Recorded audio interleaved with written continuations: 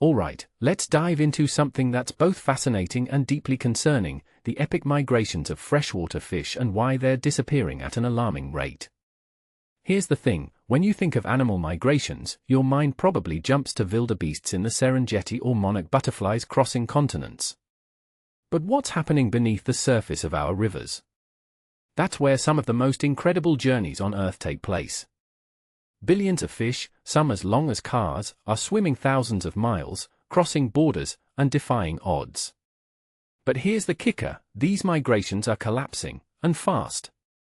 According to a recent UN report, freshwater fish populations have plummeted by 81% since 1970. Let that sink in. 81%. That's not just a decline, it's a free fall.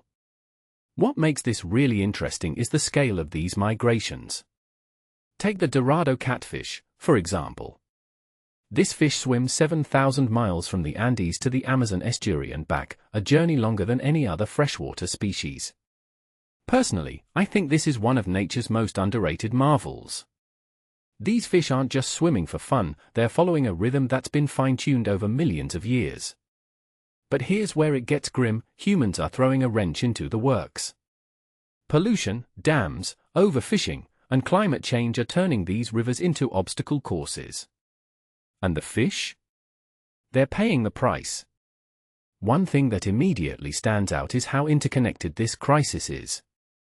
Rivers don't recognize borders, but the problems they face often do.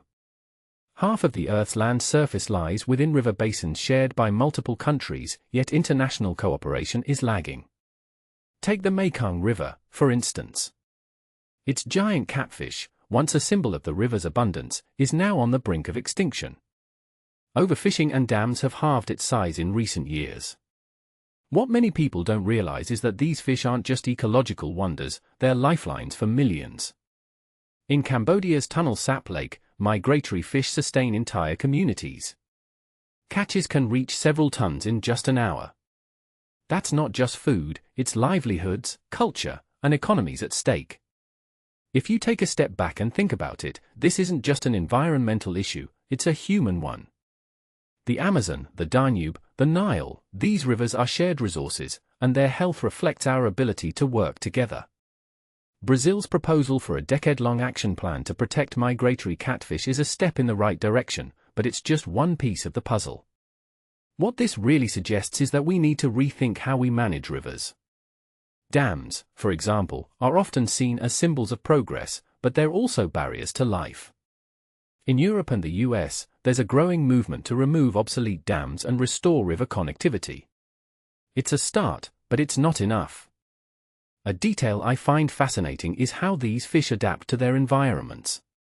Salmon, for instance, rely on clean upstream waters to spawn but move downstream for food. European eels do the opposite, traveling 8,000 miles from rivers to the Sargasso Sea to reproduce. These aren't random movements, they're survival strategies honed over millennia. But when we disrupt those strategies, by blocking rivers or polluting waters, we're not just harming fish, we're unraveling entire ecosystems. This raises a deeper question: what does it mean to lose these migrations? The Chinese paddlefish, once a giant of the Yangtze River, went extinct in the 1980s after the construction of a hydroelectric dam. It's not just a species we've lost, it's a piece of our planet's story. And here's the thing, we're not just bystanders in this narrative. We're the authors. Every dam we build, every river we pollute, every fish we overharvest, it's a chapter we're writing. From my perspective, the most hopeful part of this story is that it's not too late. The UN report identifies 325 migratory fish species in need of protection, but only 24 are currently listed. That's a massive gap, but it's also an opportunity. If countries can come together, like Brazil is trying to do at COP15, we could turn the tide. Keeping rivers free-flowing, tackling pollution, and coordinating fisheries management across borders aren't just environmental goals, they're acts of global solidarity. So, here's my closing thought: what if we started seeing rivers not as boundaries but as bridges? These migrations remind us that we're all connected, fish, rivers, and humans alike. The collapse of these journeys isn't just a loss for biodiversity, it's a loss for us.